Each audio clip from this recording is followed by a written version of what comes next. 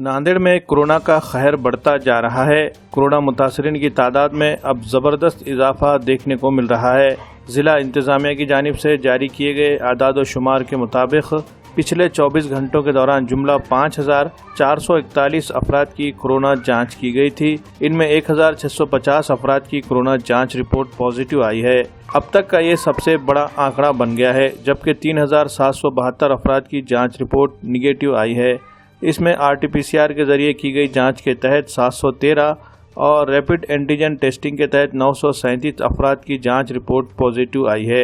इस तरह नांदेड़ जिले में अब तक कोरोना मुतासरीन की मजमूई तादाद 53,992 हो गई है। इनमें 41,448 कोरोना मुतासरीन मुकम्मल तौर पर सेहतियाब होकर अस्पताल से डिस्चार्ज लेकर घर लौट गए हैं और फिलहाल एक्टिव केसेस के तहत 11,271 कोरोना मुतासरीन का शहर व जिले के मुख्तलिफ अस्पतालों में इलाज जारी है।